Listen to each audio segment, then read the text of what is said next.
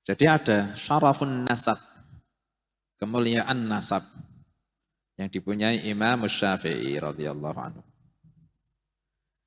Makanya termasuk di bab zakat, Imam Syafi'i radhiyallahu anhu mengatakan yang diharamkan menerima zakat itu alun Nabi sallallahu alaihi wasallam. Manhum, kata Imam Syafi'i, mu'minu Bani Hashim wa Banil Muttalib. Orang-orang mukmin dari kalangan Bani Hashim dan Bani Muttalib. Iku alun Nabi sallallahu alaihi wasallam di dalam bab zakat. Tapi di dalam pendapatnya selain zakat, kullu mu'minin taqi. Semua orang mukmin yang takwa. Bab doa tapi. Bab doa. Soalnya juga mengikutkan seperti kalimat nisbati alun Nabi sallallahu alaihi wasallam, yaitu semua orang pengikut. Bisa bermakna keluarga, bisa juga bermakna pengikut. Seperti alu Fir'aun, itu bukan masalah menyamakan alun Nabi dengan alu Fir'aun, bukan ya. Kalimat al yang kita bahas bukan menyamakan orangnya. Fir'aun dibadak-badak sampai Kanjeng Nabi ya. Naudzubillah min dzalik. Bahas kalimat apa? Al wa ala Fir'auna. Apa keluarga Fir'aun? Nasabnya? Enggak. Semua orang Mesir yang bolone Fir'aun. Termasuk tentara ini disebut alu Fir'aun. Nah, bolo berarti pengikut. Lah alun Nabi sallallahu alaihi wasallam disamakan dengan pembahasan al yang seperti tadi, bisa diluaskan maknanya pengikut Nabi sallallahu alaihi wasallam. Siapa pengikut Nabi? Kullu mu'minin taqi. Nah, itu bisa dibuat untuk roja di dalam bab doa. Nah, di dalam bab doa. Tapi tentu saja masalah roja luas. Tafa'ul bisa diluaskan seluas mungkin. Mengambil tabarruk bisa. Cuma tetap kita akan membedakan kullu mu'minin taqi dengan mu'minin taqi yang dari Bani Hashim dan Bani Muttalib tetap aja tidak sama. Lebih muliaan mukminin taqiyyin yang dari Bani Hashim dan Bani Muttalib ketimbang mukmin taqi tapi selainnya Bani Hashim dan Bani Muttalib.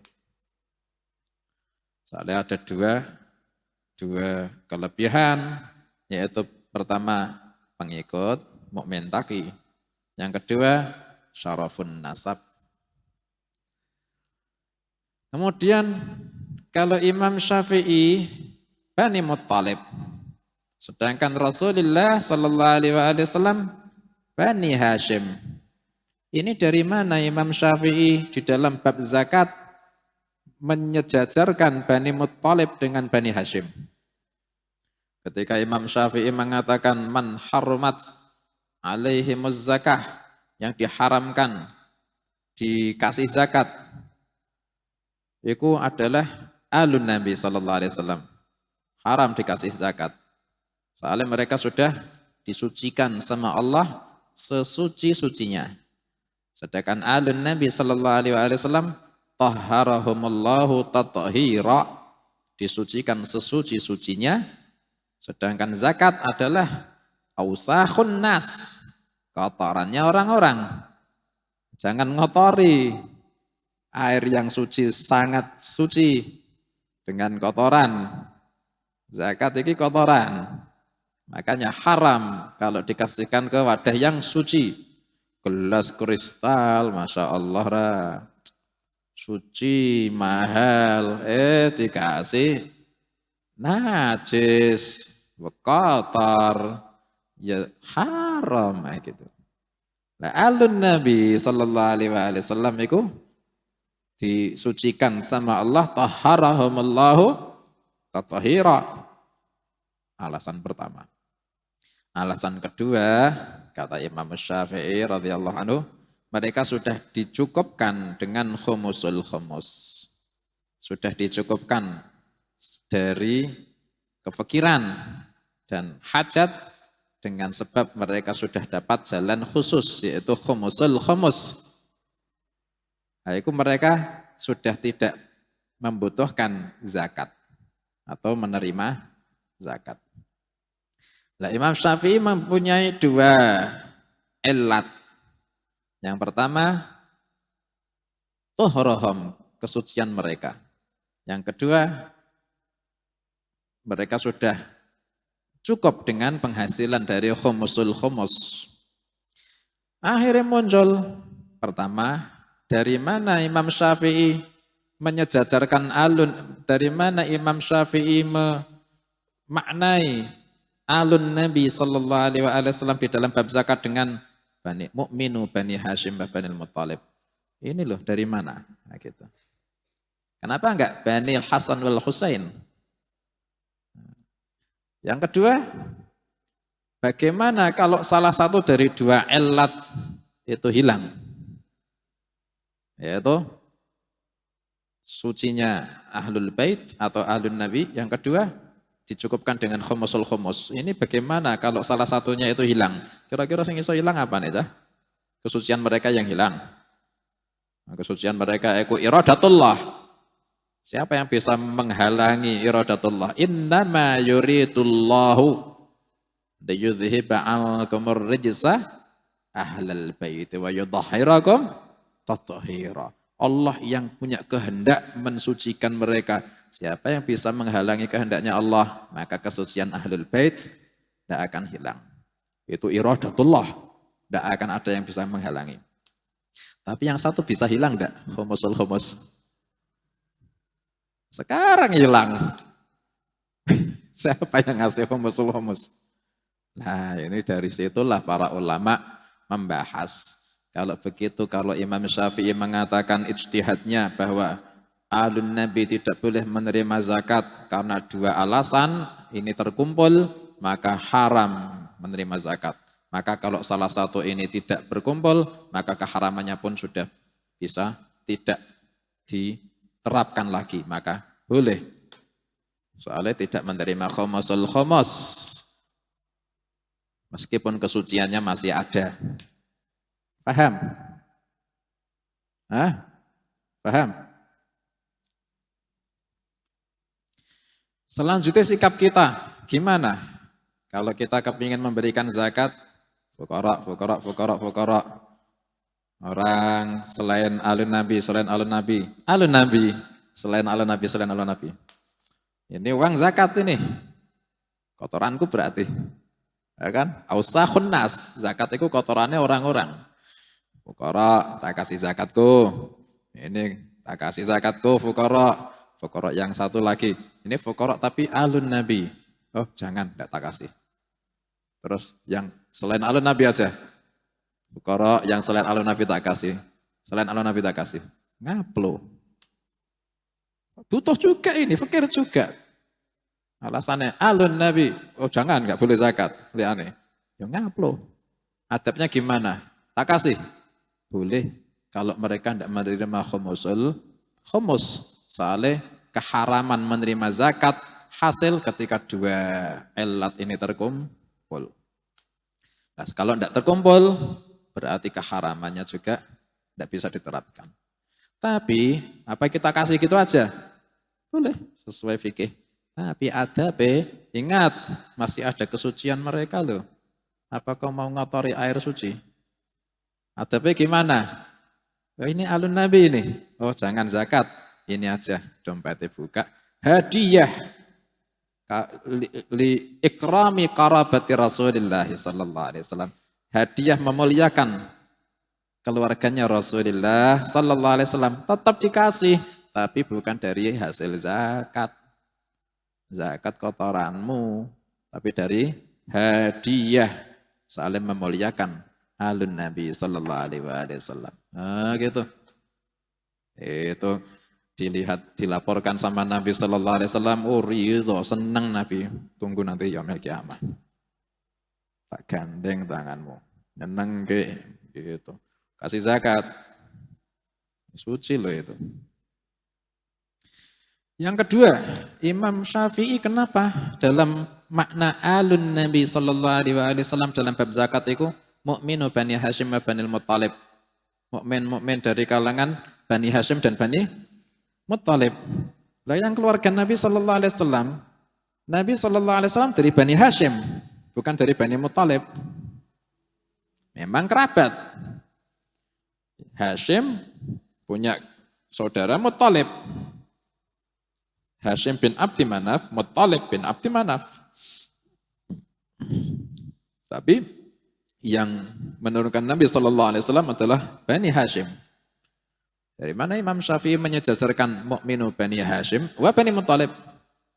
Dari hadis Rasulullah Sallallahu Alaihi Wasallam, nahnu Banu Hashim wa Banu Muttalib syai'un wahid.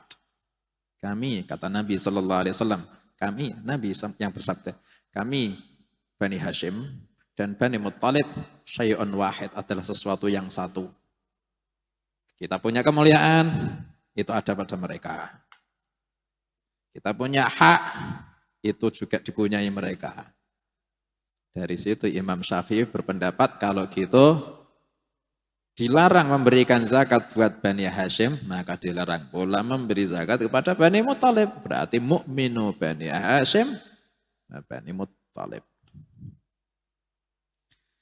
Paham? Paham ya? Berarti Bani Hashim wa Bani Muttalib adalah syai'un wahid. Tapi kalau teliti lagi, kemuliaan Bani Muttalib adalah dari silah menyambungnya Nabi Sallallahu Alaihi Wasallam kepada kerabat-kerabat beliau yang dari Bani Muttalib. Tapi itulah sabda Nabi Sallallahu Alaihi Wasallam. Sami'na wa ata'na. Cuma kalau dari segi yang lebih murni keluarga Nabi Sallallahu Alaihi Wasallam yaitu Bani Hashim. Kemudian kalau dari segi Bani Hashim sama-sama Bani Hashim. Banyak Bani Hashim, ya kan? Ada Bani Alu Ali wa Alu Ja'far wa Alu Abbas wa Alu Aqil bin Abdul Muttalib. Semuanya Bani Hashim itu. Itu semuanya alun Nabi sallallahu alaihi wasallam. Sama-sama Banu Hashim semua. Tapi tetap tidak sama dengan Bani Rasulullah sallallahu alaihi wasallam. Soalnya langsung dari sumber. Nah, gitu. Tentu saja kemuliaannya Bani Muttalib sama Bani Hashim sejajar. Baik. Tapi kalau dari segi kemunian, murni Bani Hashim, soalnya itu datuknya Rasulullah Sallallahu Alaihi Wasallam. Meskipun dari segi selah, menghubungkannya Nabi Sallallahu Alaihi Wasallam dihubungkan sangat rekat. Tapi kalau dari sama-sama Bani Hashim dan Bani Muttalib, itu yang sumbernya lebih dekat Bani Hashim. Sama-sama Bani Hashim, mulia, ya. Sumbernya kabilahnya Rasulullah sallallahu alaihi wasallam.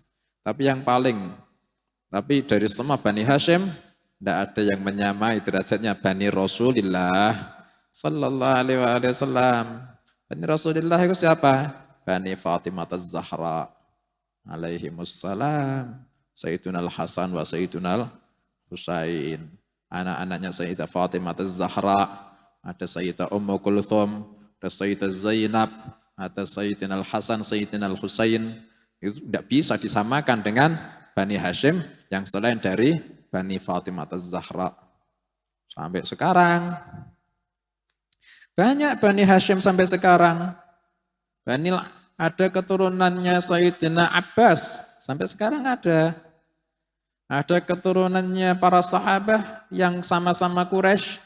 Sampai sekarang ada keturunannya Sayyidina Abu Bakar Siddiq, Sayyidina Umar, Sayyidina Uthman, sampai sekarang ada. Quraisy semua. Tapi tidak sama dengan keturunannya Bani Hashim. Bani Hashim sama-sama Bani Hashim sampai sekarang banyak. Tapi sama-sama Bani Hashim tidak sama kemuliaannya dengan yang Banil Hasan wa Banil Husain alaihimussalam. Lah saya kembali ke Imam Syafi'i. Imam Syafi'i termasuk Bani Muttalib. Dari segi bab zakat, beliau termasuk ahlun Nabi. Saleh, bab zakat menurut Imam Syafi'i, mukminu Hashim wa Banil Muttalib. Apa Imam Syafi'i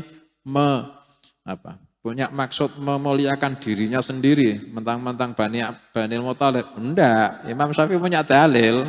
Imam Syafi'i jauh dari iki lo aku, enggak. Imam Syafi'i punya dalil. Meskipun beliau kebetulan Bani Muttalib, tapi beliau punya dalil memang sabdanya Rasulullah sallallahu alaihi wasallam, nahnu Banu Hashim wa Banul Muttalib syai'un wahid. Kita Bani Hashim dan Bani Muttalib adalah sesuatu yang satu. Nah, dari situlah Imam Syafi'i berpendapat lahum ma lahum wa alaihim ma alaihim. Yang dipunyai Bani Hashim dipunyai juga Bani Muttalib, yang dilarang untuk Bani Hashim juga dilarang untuk Bani Muttalib. Termasuk menerima zakat.